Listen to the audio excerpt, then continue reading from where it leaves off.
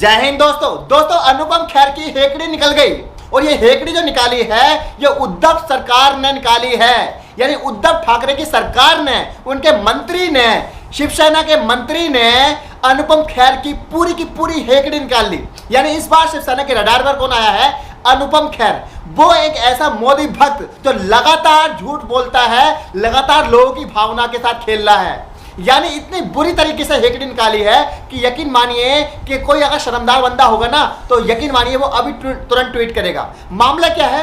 मामला यह है कि जो उद्धव ठाकरे के मंत्री हैं जिनका नाम है यशोमती ठाकुर, उन्होंने एक ट्वीट किया है और इस ट्वीट में लिखा है कि मुझे अनुपम खेर के ड्राइवर साबिर की चिंता हो रही है।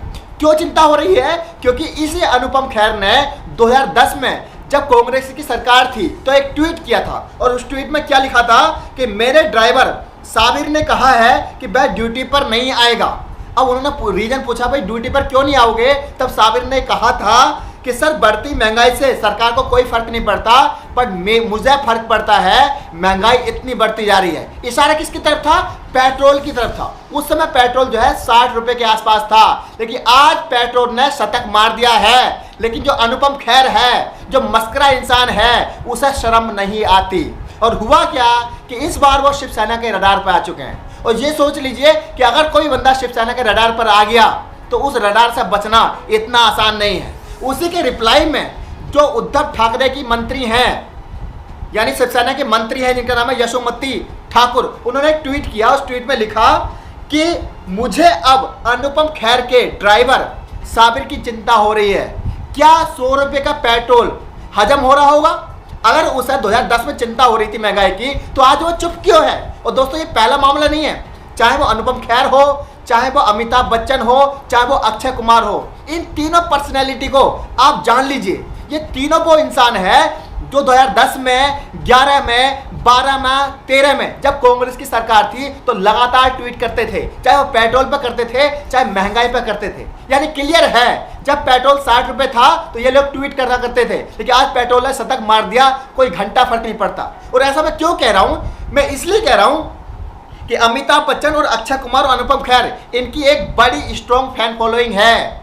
और यकीन मानिए किस तरीके से इमोशनली तरीके से लोगों को बेवकूफ़ बना रहे हैं, उनकी भावनाओं के साथ खेल रहे हैं। आज की जो बड़ी खबर है ये है कि जो राम मंदिर का ट्रस्ट है, उन्होंने राम मंदिर के नाम पर 2 करोड़, यानी जो जगह 2 करोड़ में मिल रही थी उसमें उन्होंने 15 करोड़ का घोटाला किया है। यानी 2 करोड़ वाली जगह को 18 करोड़ में खरीदा है। लेकिन अक्षय कुमार, चाहे अमिताभ बच्चन, चाहे ये अनुपम खेर, तीनों के तीनों चुप हैं। इनका एक ट्वीट नहीं आएगा।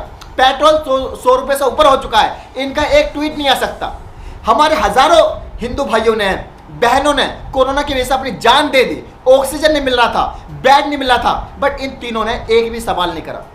यानी समझ सकते हो कि इन्हें वाकई में देश से प्यार नहीं है, सिर्फ एक पार्टी से प्यार है। और मैं ऐसा क्यों कह रहा हूं? मैं इसलिए कह रहा हूं क्योंकि इनके जो फॉलोअर हैं वो कहीं ना कहीं इज्जत की नजर से देखते थे, कहीं ना कहीं श्रद्धा की नजर से देख रहे थे, लेकिन उन्हें यह पता नहीं था कि हम जिस इंसान को फॉलो कर रहे हैं वो इंसान देश से प्यार नहीं करता बल्कि एक पार्टी से प्यार करता है।